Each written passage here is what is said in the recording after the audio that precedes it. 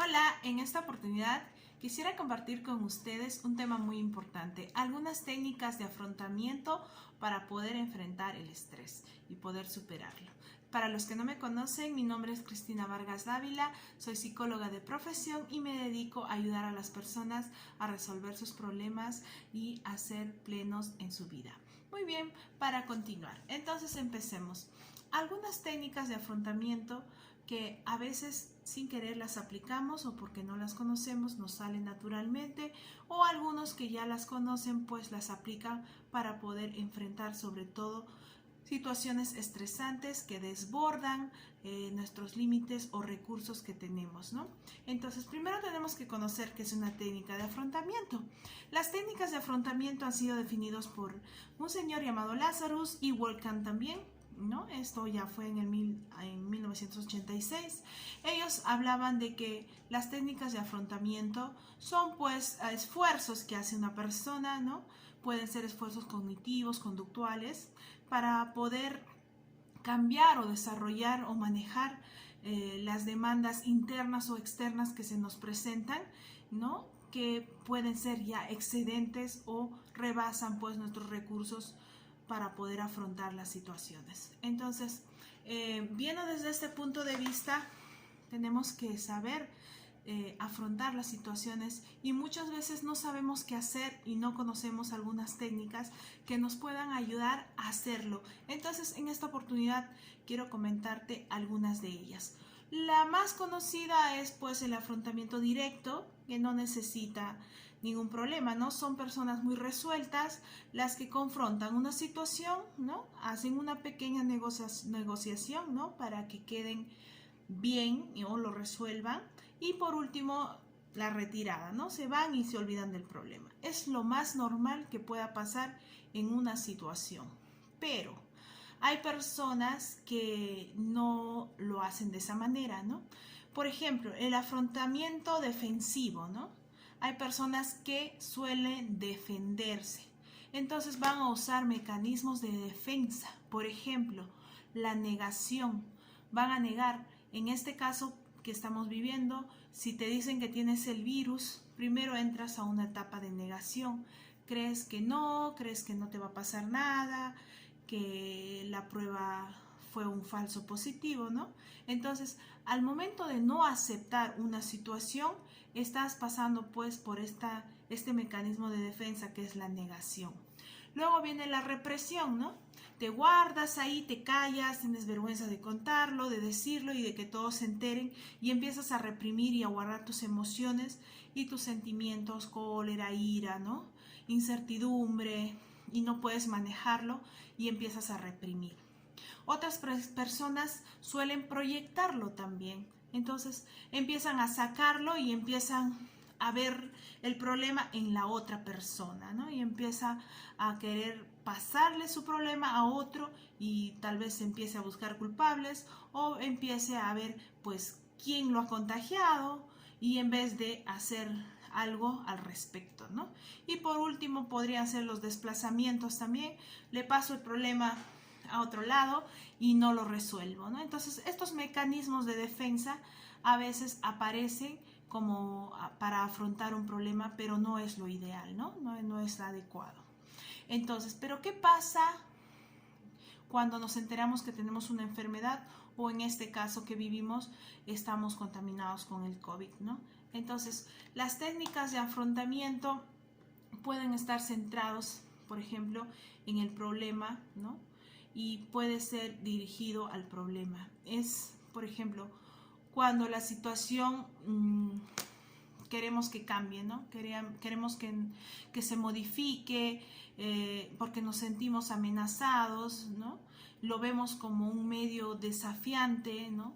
Creemos que podemos morirnos, que no vamos a salir de esto, ¿no? Y empezamos a tener pues algunos, digamos, algunas estrategias que no son adecuadas y empezamos a buscar información, ¿no?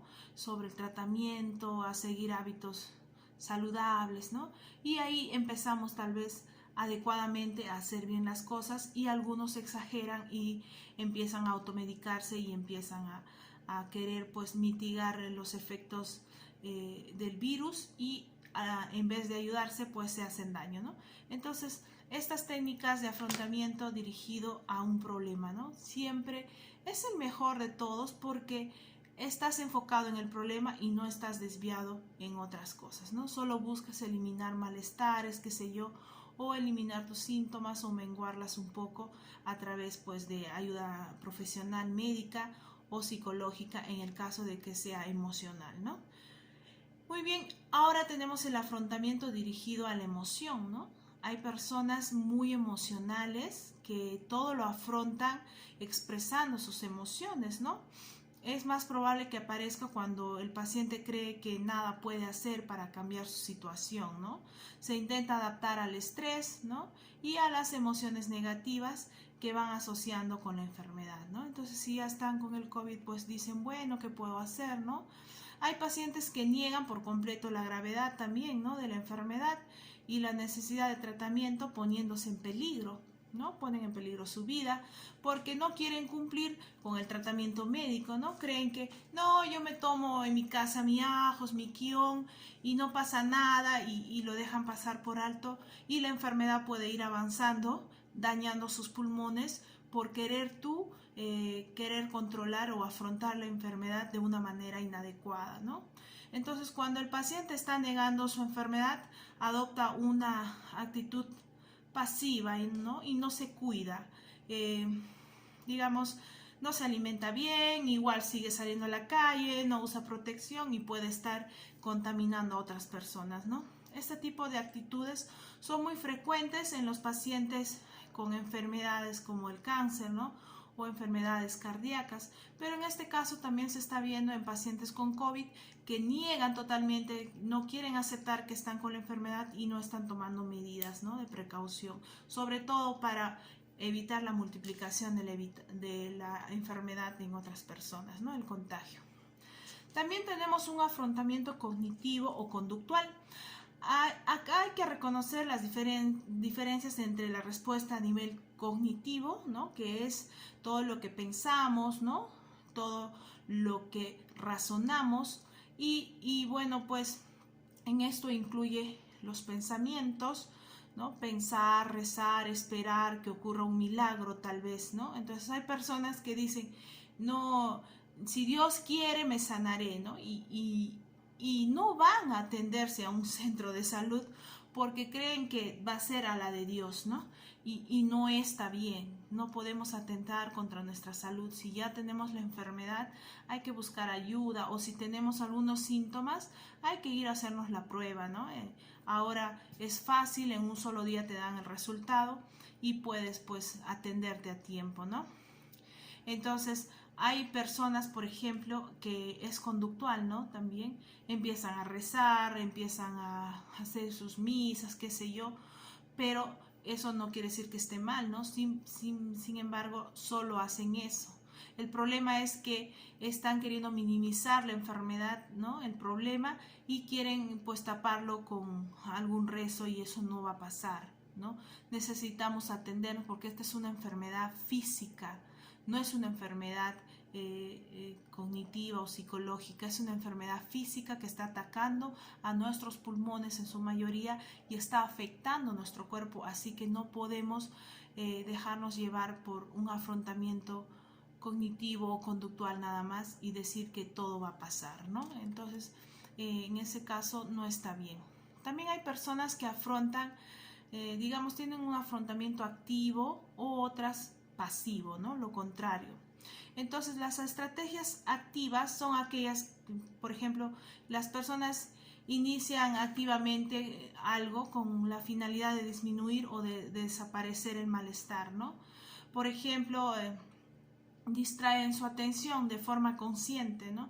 Ya, te duele la cabeza, sí sé que te duele la cabeza, pero tú te concentras y, digamos, te pones a hacer algo, a escuchar música, a ver algo en la televisión, qué sé yo, o a leer un libro y tratas de desviar esa atención del dolor hacia otra cosa, ¿no? Entonces lo desplazas y es una buena técnica de afrontamiento porque haces y está comprobado además que las dolencias físicas pueden ser controladas con la mente, ¿no? Podemos darle atención, ¿no? Con nuestra atención selectiva y cambiar pues la atención que tenemos en el dolor hacia otra parte del cuerpo que no nos duele, ¿no? Y prestarle atención a ese lugar. Entonces sí se ha dado que se puede mitigar el dolor de esa manera, controlando con la mente, ¿no? Entonces también, por ejemplo, distraerse, hacer actividad física, ¿no? O si no, por lo contrario, hay personas, como les decía, pasivas, ¿no? Que afrontan pasivamente, ¿no? Quieren disminuir su dolor de alguna manera, disminuyendo sus actividades, ¿no? Poniéndose a rezar o intentar controlar las fuentes externas, ¿no? Tomar medicina. Entonces esas personas también está bien, ¿no? Porque están siguiendo al pie de la letra, hacen caso a sus síntomas, se atienden médicamente y bueno, pues lo adicionan con el lado espiritual, que no está mal, porque la fe y la esperanza es un punto muy importante para la recuperación en cualquier tipo de enfermedad, ¿no? Además de ello hay el afrontamiento atencional o evitativo, ¿no? Este afrontamiento atencional es pues el que se dirige la atención a la sensación de molestia, ¿no? O al dolor. Digamos, en ese momento te duele la garganta, entonces tú buscas la manera de adaptarte, ¿no? Buscas la manera de decir, bueno, me está doliendo, me acostumbraré a tragar mis alimentos con un poco de dolor, tampoco es tanto, ¿no? No es intenso. Y empiezas pues a tratar de adaptarte y a vivir con ese dolor por los días que tengas los síntomas, ¿no? Ya, sí, te duele la cabeza, pero no te centres tanto en ello. Entonces, esta técnica de afrontamiento es pues atencional o evitarlo, simplemente decir, bueno, me duele, pero haré otra cosa, ¿no? Y me distraigo en otra cosa.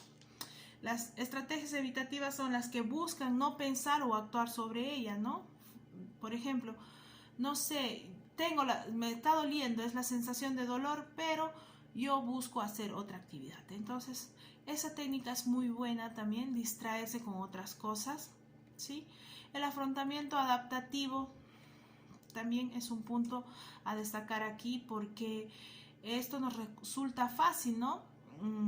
Por ejemplo, el individuo busca que la situación ya no le sea molesta, ¿no? Entonces, sí, estás enfermo, tienes la fiebre, la molestia, el dolor, pero buscas el lado bueno, ¿no? Por lo menos estás bien, o buscar decir, bueno, al menos estoy respirando, no necesito oxígeno, ¿no?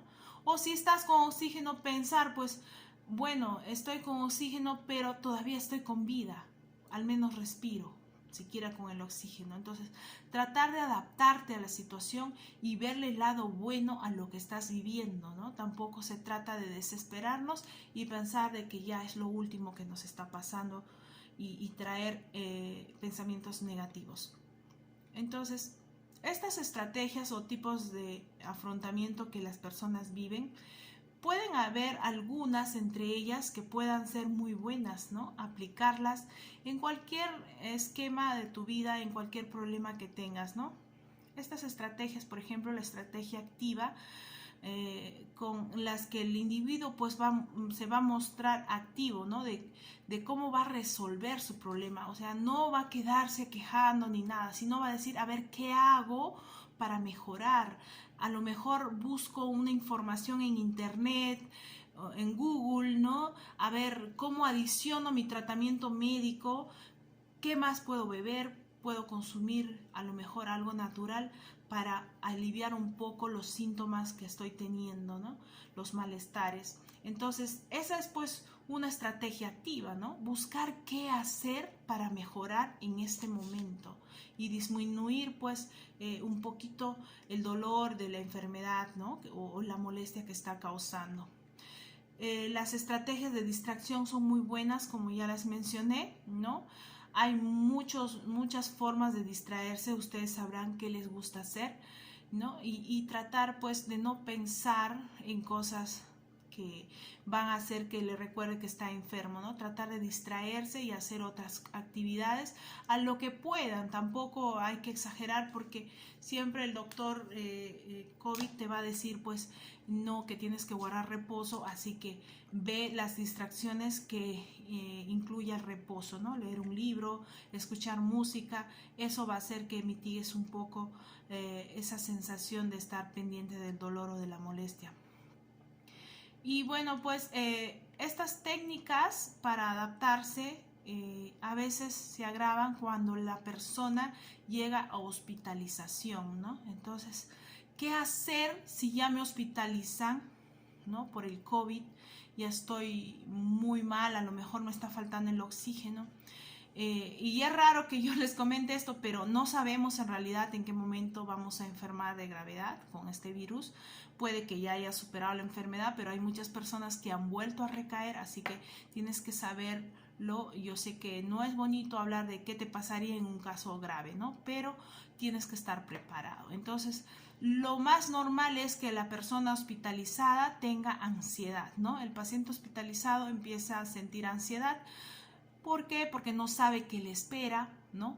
Además de que está con toda la información de que, uy, si entro a UCI ya no salgo, y toda esa sobreinformación que ha recibido de las noticias, de parientes de algún lugar, cree que le va a suceder, ¿no? Puede tener miedo al hospital en general o al trato de las enfermeras o de los médicos. Entonces son muchas cosas que va a hacer que él se sienta ansioso. Y entonces, ¿qué podemos hacer? Conservar la calma. Para empezar, ya estamos en manos profesionales, no estamos hospitalizados, tenemos el oxígeno asegurado, porque si estás en casa, pues lamentablemente ya se está comercializando muy alto el precio del oxígeno y va a ser difícil que puedas pues tener a tu paciente en tu casa, ¿no? Porque va a haber demasiado gasto, demanda mucha economía.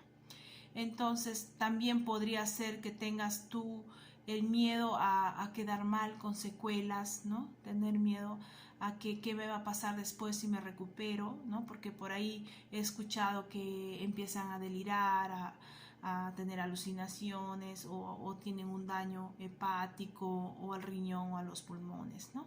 Entonces eso también puede causarte ansiedad. O tal vez alguna experiencia previa que hayas tenido, ¿no? Una mala experiencia cuando ya has estado hospitalizado. Entonces todo esto se va a generalizar en ti, una ansiedad, y va a hacer pues que tengas terror a hospitalizarte y querer estar en tu casa y decir, no, yo me muero acá, no voy al hospital, ¿no?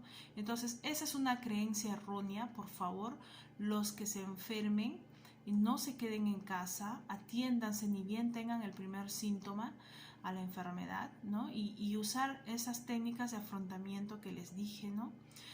Porque les va a ser muy útil, además de que les va a ayudar bastante a pasar y a superar la enfermedad de una manera adecuada y calmada, ¿no? Entonces, conmigo hasta la próxima, espero que lo practiquen. Gracias.